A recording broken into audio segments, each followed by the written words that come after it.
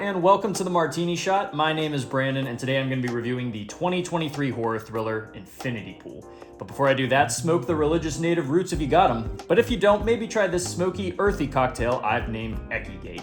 And hey, if you enjoy movie reviews and movie-themed cocktails, be sure to leave a like and subscribe if you'd like to help support the channel. Dry January is over and I'm stoked to be back behind the bar. We're kicking the new year off with a bit of a different cocktail. This cocktail is inspired by a root the characters smoke to get devilishly high, so this cocktail is going to be both smoky and earthy in its flavor profile. It utilizes matcha, which is a powdered tea leaf that gives the drink an almost vegetal taste, which we're going to slightly sweeten with a bit of blueberry, and we'll be utilizing burnt cinnamon to give the drink the smokiness we're looking for. Let's get into it. All right, before we start building the actual cocktail, we're going to go ahead and prepare our glass. And that's going to involve smoking a stick of cinnamon. So there's multiple different ways you can do this, but the easiest way for me is we are just going to be sticking a cinnamon stick inside of a rocks glass, and then you're going to go ahead and smoke it using either a match, a lighter, or in my case, a blowtorch. And when the smoke really starts to generate, you're going to want to quickly cover it and preserve as much smoke as you can inside the glass. All right, you can set that glass to the side now, and now we can get into building the drink itself. All right, let's go ahead and start with our base spirit. That is going to be 2 ounces of rye whiskey. Next, we're going to be adding some coconut water. This is basically going to form the body that the matcha is going to be able to mix with. You'll be doing 3 ounces of the coconut water. Now we can go ahead and add our matcha, and if you used matcha before, you would know that you don't really have to use a ton. It's very powerful, and you really only need a little bit to really go a long way in the drink. So for this, all you're really going to need is about 1/4 of a teaspoon. All right, so we're going to double shake this. First, we're going to do a dry shake. That's just going to make sure that the matcha combines with all the ingredients without the ice impeding on that. Just be careful whenever you're shaking anything dry. There is going to be a lot more air buildup than when you have the ice in there, so just make sure your shaker doesn't pop while you're shaking it. All right, now we can throw some ice in there and shake to chill. All right, now before you put the actual cocktail in the drink, we're gonna go ahead and prep the glass just a little bit further so you can go ahead and take the top off of the glass. And then you're gonna be pouring in about 1/2 ounce of a blueberry puree. You can make this yourself. For my measurements, I used 1/2 cup of blueberries to about 1/4 cup of water. And you can adjust these measurements if you want to make it more liquid than chunky. And you can also use a substitute for water if you want. I think you can also use honey or lime juice. All right, so here's the 1/2 ounce of blueberry puree. All right, now we can throw some ice in there. I'm gonna go ahead and use a big whiskey cube for this. All right, let's go ahead and strain our cocktail.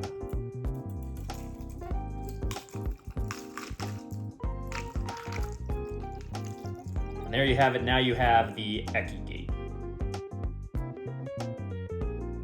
So the matcha is definitely the strongest flavor here, but it's not as overpowering as I think it could have been. Thanks to that added little bit of blueberry, it adds this nice little natural sweetness that I think really brightens the cocktail up. The rye whiskey isn't as strong as it probably could be for this kind of drink. If you want to get something really funky, I bet you could use like a Jamaican rum to get a little bit more of an interesting flavor. But if you're looking for more of something to just kind of take up the base, I think the rye whiskey works pretty well. You still get that burn once it kind of gets down your throat. And the coconut water is mainly there just to be a body for the matcha, but you do get a hint of that coconut as the flavor kind of progresses in your mouth. So I think that's pretty nice. It really kind of lightens it up a bit and makes it a little bit more dynamic. So it's not just completely earthy.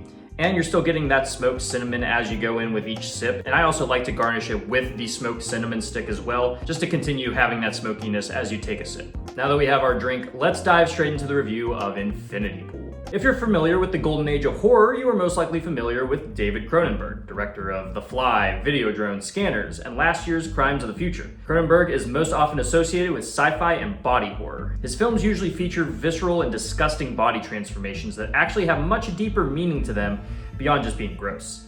He tends to pinpoint the psychological effect brought on by the warping and manipulation of the human body, often being the manifestation of deep trauma in a physical form. His films are certainly out there, but his voice is so unique that it's easy to see how his work has inspired so many horror movies of the past few decades. And it just so happens that he has a son, the terrifically named Brandon Cronenberg. Brandon has been following in his father's footsteps by continuing the family tradition of producing trippy, futuristic horror films that use grotesque and frightening imagery to spotlight the human mind and instinct. His latest film, Infinity Pool, is another notch in the belt, but doesn't manage to balance the nightmares with the commentary. Let's find out. Set in the fictional country of Lakota, a husband and wife played by Alexander Skarsgård and Cleopatra Coleman respectively are vacationing together at a lovely inclusive resort. Skarsgård's James is a writer looking to find inspiration after not releasing a book for 6 years after his debut was received, well, less than kindly. Yet he is surprised to meet a woman who claims to be a fan of his book, Gabby, played by Mia Goth. The two hit it off and bring their significant others along for a night of drinking, picnicking, and invasive personal questions about their relationships. Yet when the group decides to travel outside the gates of the resort, they are introduced to a dark, twisted practice going on in the country that essentially allows those with money to get away with twisted criminal acts. And honestly, that's all I really want to say on the plot because I do think this is a film best enjoyed when you go in blind like I did.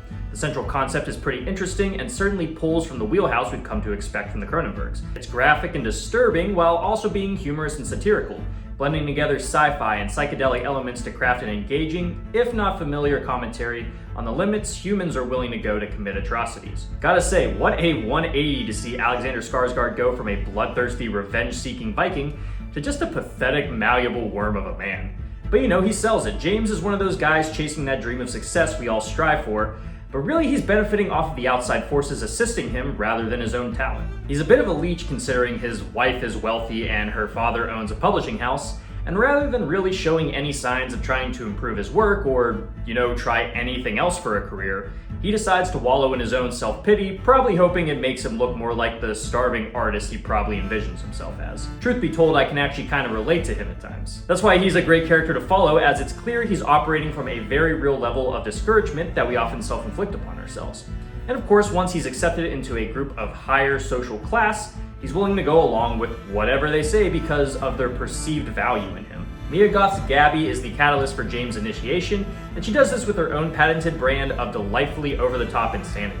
Goth's performance is seductive, commanding, and often pretty funny, reveling in the weirdness the characters here often find themselves in. Said weirdness ranges from assault, heavy drug use, orgies, and other criminal activities. While the film isn't as heavy on bodily deformation like you'd expect from David's work, there's still plenty of violence and disturbing imagery that manages to remain grounded and shocking without being too out there. While I think this was the right choice for the graphic imagery, I do wish more could have been done with a lot of the psychedelic scenes we get. Don't get me wrong, they're interesting to look at and get the job done, but they also feel a bit too familiar. I was really looking for something more that would solidify Brandon's identity and style, something that would feel unique to his work. Unfortunately, some of these visuals take a very straightforward approach that I wish could have had a different spin put on them. Where Brandon's style does come through is in the film's structure and storytelling. He has a very clear direction on how to present these visceral scenes that go beyond simple shock value. They showcase genuine anxiety and dig into how far humans are willing to go with doing what they want when repercussions are basically non-existent. It's an eat the rich type tale that presents the undeniable fun that can be had with little limitations, while also showing the evil that comes with this kind of self-indulgent behavior. There's an invincibility we all wish for that never really feels obtainable unless you have the money and means to do so. These ideas also tie into the aforementioned themes to dissect toxic masculinity, self-doubt, nepotism, and even infantilization in such a weird but entertaining way. I do think these ideas don't exactly come completely full circle in a very interesting way, ending up where you expect and leaving us with a conclusion that felt kind of like wasted potential. Yet it's clear Cronenberg already has more of a grasp on experimental storytelling than most, taking a very familiar theme of eat the rich and attempting to dissect what really causes people like this to do bad things. It reminded me a lot of Parasite in that, and while I don't think it's quite as poignant, I do have to give B. Cronenberg props because I'm super excited to see him continue to develop his style. Overall, I recommend this film if you're looking for a horror film that's a bit out there but is still so accessible with a straightforward story and easy to grasp themes. Its dark but underlyingly comedic tone is solid while its performances are entertaining and off the wall. And it has a lot more to say than most modern horror movies. Maybe we should keep an eye on these Cronenbergs. For my rating, I'm giving this film 3.5 urns out of 5. Guys, thank you so much for tuning in to this episode of the Martini Shot. If you saw Infinity Pool, let me know what you thought about it down in the comments. And if you like what you saw here and would like to see more, don't forget to like, subscribe, and follow me across all social media channels. Those links are down in the description below. And if you enjoy movie reviews and movie-themed cocktails, be sure to check out my website, martinishot.blog. Until next time, thank you again for watching. I will see you in the next one. Live deliciously, but please remember to drink responsibly.